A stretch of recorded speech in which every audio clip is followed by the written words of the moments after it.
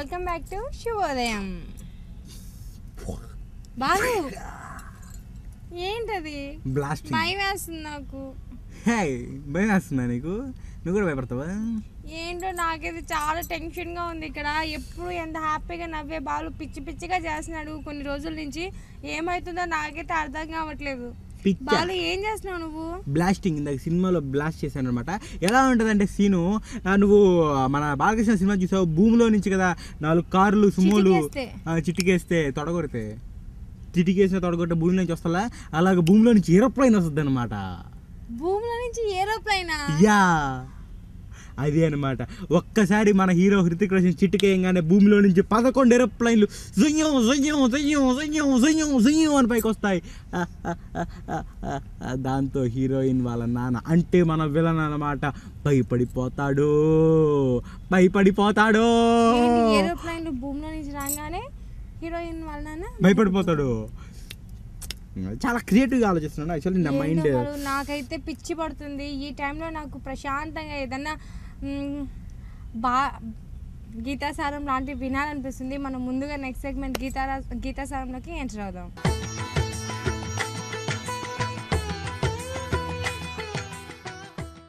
ఓం పార్థాయ ప్రతిబోధితాం భగవతా నారాయణేన స్వయం వ్యాసేన గ్రథితాం పురాణమునినా మధ్యే మహాభారతం అద్వైతామృతవర్షిణీం భగవతీం అష్టాదశాధ్యాయినీం అంబ త్వామనుసందదామి భగవద్గీతే భవద్వేషిణీ.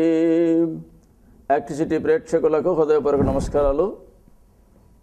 ఈనాడు మహాభారత యుద్ధంలో అర్జునుడి విషాద యోగమును చూచిన పిమ్మట శ్రీకృష్ణుడు అతన్ని ప్రశ్నిస్తున్నాడు. ఎందుకు ఇలా ఉన్నామన్నప్పుడు అర్జునుడు కారణం చెప్తున్నాడు. నేను ఈ మహాభారత యుద్ధంలో పూజించవలసిన గురువులను, ఆదరించవలసిన బంధువులను చంపి పాపం ఎలా మూటగట్టుకోవాలి అనేటువంటి భావంతో చెప్తూ ఉన్నాడు.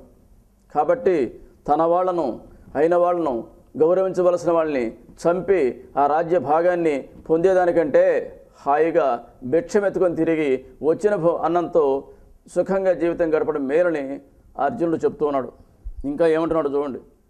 నచై తద్విద్మః కతరన్నో గరీయః యద్వా జయేమ యదివా నో జయేయుః యానేవ హత్వా నజుజీవిషామః తే అవస్థితాః ప్రముఖే ధార్తరాష్ట్రాః.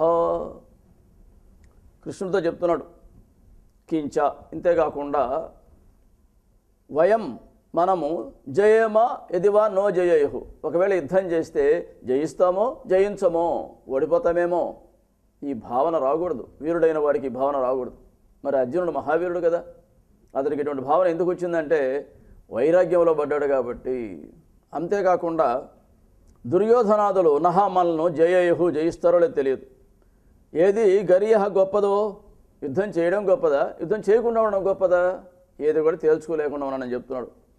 అంతేకాకుండా యానేవ, ఏ దుర్యోధనాదులను చంపి జిజీవిషామహ, జీవింపడానికి మనం ఇష్టపడటం లేదో, తే వారు ప్రముఖే, ఎదుట అవస్థిత, నిలిచి ఉన్నారు. అంటే అర్జునుడు చెప్తున్నాడు, అతను తార్కికమైనటువంటి ఒక ఆలోచన విధానం వచ్చింది. ఏమిటంటే మనం యుద్ధం చేయకూడదు, ఒకవేళ చేసేమనుకో జయిస్తామో లేదో, వాళ్ళే మనం జయిస్తారో మనమే జయిస్తామో తెలియదు కదా. పోనీ జయించడం మంచిదా, ఓడిపోవడం మంచిదా, అది కూడా తెలియదు అంటున్నాడు. ధర్మ సమ్మూఢ చేతాహ, ధర్మ సంబంధమైనటువంటి ఒక విచిత్రమైనటువంటి పరిస్థితిలో ఉన్నాడు అర్జునుడు. అందువల్ల చెప్తున్నాడు, మనము ఎవరిని వధించాలా, దుర్యోధనాదుల్ని వధించాలా. కానీ మనం జీవించడానికి ఇష్టపడడం లేదు, వాళ్ళే ఒకళ్ళు జయిస్తే మనం చనిపోతాం. అందువల్ల మనం ఎందుకు యుద్ధం చేయాలా అనేటువంటి భావనను వ్యక్తం చేస్తున్నాడు అర్జునుడు. ఈ శ్లోకంలో మనకు ఏమర్థమవుతున్నది? వైరాగ్య సూచకం ఒక భిక్షాటనాదులో మొదట చెప్పాడు, మళ్ళా జయిస్తామో లేదనే భావన చెప్పాడు. కాబట్టి అర్జునుల్లో ఇంకా వైరాగ్యము తీవ్రతను అందుకోలేదు. పూర్తి వైరాగ్యం ఉన్నప్పుడు ఏది కోరడు మనిషి. ఎందుకంటే వైరాగ్యమేవా భయం, వైరాగ్యమే భయము లేనటువంటిదని చెప్తారు. భోగే రోగ భయం, కులే చ్యుతి భయం, కాయే కృతాంతాద్భయం, మానే దైన్య భయం, గుణే ఖలు భయం, రూపే జరాయా భయం, శాస్త్రే వాద భయం, బలే రిపు భయం, విత్తే నృపాలద్భయం, సర్వం వస్తు భయాన్వితం భువి నృణాం వైరాగ్యమేవా భయం. లోకములో ప్రతి ఒక్కటి మనకు భయాన్ని కలిగిస్తుందట. ఏమిటాయంటే భోగే రోగ భయం, భోగాలు బాగా అనుభవించాలంటే పక్కనే రోగాలు వస్తేనే భయం ఉంటుంది. కులే చ్యుతి భయం, నాది గొప్ప కులం అనుకునేవాడికి జారిపోతామేమో, అడిగిపోతామని చెప్పి భయం, కింద పడిపోతామని భయం అనమాట. అంటే ఎక్కడ మనం భ్రష్టులు అవుతామని భయం. విత్తే నృపాలద్భయం, డబ్బులు ఎక్కువయ్యే కొద్దీ రాజుగారి భయము లేక ప్రభుత్వం యొక్క భయం చేస్తే ఏ ఇన్కమ్ ట్యాక్స్నో సేల్ ట్యాక్స్నో ఆ ట్యాక్స్ ఈ ట్యాక్స్ దండెత్తారు కాబట్టి డబ్బులుండేవాడికి ప్రభుత్వం యొక్క భయం చేస్తే. మానే దైన్య భయం, సన్మానాలు పొందేవానికి దీనత్వం వస్తుంది. నన్ను పిలవలేదే, నన్ను పట్టించుకోలేదనే భావన ఉంటుందన్నమాట. గుణే ఖలు భయం, గుణవంతుడికి నీచుడితో భయము. కాయే కృతాంతద్భయం, శరీరం బాగా పెంచుకునేవాడికి యమధర్మరాజు భయం చేస్తే. అలాగే విత్తే నృపాలద్భయం, రూపే జరాయా భయం, రూపం అందంగా ఉన్నానుకునేవాడికి ముసల్తనం వస్తుందనే భయం. శాస్త్రే వాద భయం, శాస్త్రం చెప్పేవాడికి ఎవడన్నా వాదిస్తాడేమో అనే భయం చేస్తే. ఇట్లా మనం గమనించినట్లయితే లోకములో ప్రతి వస్తువు కూడా భయాన్ని కలిగిస్తూ ఉంటుంది. భయం లేనిదేమిటి? వైరాగ్యమేవా భయం. ఏ వస్తువునందు ఏ వ్యక్తి యందు రాగము లేకపోతే అనురాగము లేకపోతే వాడు ఆనందంగా ఉంటాడు, వాడికి ఏ భయం ఉండదని చెప్తారు. అలా అందువల్ల ఇక్కడ అర్జునుడు ఏం చేస్తున్నాడు? ఒకవేళ కష్టించి యుద్ధం చేసినా జయం వస్తుందో రాదో అనే భావన ఉందంటే ఇంకా పూర్తిగా వైరాగ్యము రాలేదు. జయాపజయముల మధ్య నలిగిపోతున్నాడు. యుద్ధమున వాళ్ళ ప్రాణముల సైతము త్యజింపు నిలిచి ఉన్నారు దుర్యోధనాదులు, వాళ్ళు నిలబడి ఉన్నారు, తానేమో నిలబడలేకపోతున్నాడు. కాబట్టి గెలుస్తామో లేదో అనేటువంటి భావనతో ఉన్నాడు.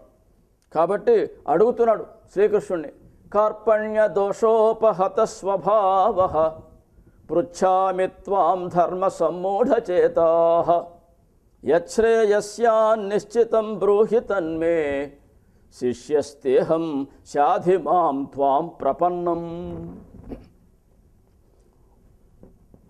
అంటే కృష్ణుని సంబోధిస్తున్నాడు. కార్పణ్య దోషోపహత స్వభావ, నా పరిస్థితి ఎలా ఉంది కృష్ణ? ఇప్పుడు నా పరిస్థితి ఎలా ఉంటే అజ్ఞానం అనేటువంటి దోషము చేత కొట్టబడి ఉన్నాను. అంతేకాకుండా అహం త్వాం పృచ్ఛామి, నేను అడుగుతున్నాను, నేను ప్రశ్నిస్తున్నాను, అడుగుతున్నాను. ప్రశ్నించడం అంటే ఇక్కడ అడగడం అని అర్థం. ధర్మ సమ్మూఢచేతాః, ధర్మ సంబంధమైనటువంటి అజ్ఞానముతో నిశ్చయించుకోలేక నేను అడుగుతున్నానని చెప్తున్నాడు. ఏమడుగుతున్నావు? యశ్రేయస్యాన్ నిశ్చితం బ్రూహి తన్మే. ఇప్పుడు నేను యుద్ధం చేయాలా, చేయకుండా ఉండాలా, గెలవాలనా, ఓడిపోవాలనా, జీవించాలనా, మరణించాలనా?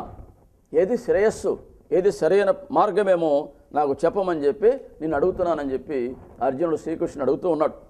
తే నీకు అహం నేను శిష్యుడను. ఇప్పుడు నేను బావమరుదులో ఇంకొకరిని కాదు, స్నేహితుడిని కాదు, ఇప్పుడు నన్ను శిష్యుడిగా భావించు. నేను నీకు శిష్యుడను, నీవు నా గురువు, శరణు పొందాను. కాబట్టి నీవు నాకు సరైన మార్గాన్ని బోధించమని చెప్పి అర్జునుడు శ్రీకృష్ణుడు అడుగుతున్నాడు. ఇది ఏమిటంటే ప్రతి శిష్యుడు కూడా తప్పకుండా గురువు గారిని అడగాల. గురువుగారు అంటే ఉక్త సాధన సంపన్న సత్వజిజ్ఞాసురాత్మన శ్రోతియ వృజన అకామహత బ్రహ్మవిత్తుడు, ఇటువంటి మంచి లక్షణాలు కలిగినటువంటి వాడు గురువు. శిష్యుడు ఎలా ఉండాలంటే శాంతుడు, వినయము, పరిశుద్ధ హృదయము, శ్రద్ధ, మరుపు లేకుండుట, కులీనత, మంచి బుద్ధి, మంచి ప్రవర్తన, ఇటువంటి శిష్యుడు కలిగి ఉండాలి. కాబట్టి నేను నీ శిష్యుడిని స్వామి దయ ఉంచి నాకు చెప్పమని చెప్పి అడిగాడు. అడగంది అమ్మాయినా పెట్టదు. కాబట్టి శిష్యుడు అనేవాడు, విద్యార్థి అనేవాడు విద్యను అర్థించాలా, గురువు బోధించాలా. కాబట్టి ఇప్పుడు అర్జునుడు శిష్యుడైనాడు, పరమాత్మ గురువు అయినాడు. కాబట్టి ఈ గురు శిష్యుల మధ్య సంభాషణ చక్కగా జరుగుతున్నది. తర్వాత మనం ఈ సంభాషణ ఏమిటో తెలుసుకుందాము. హరి ఓం.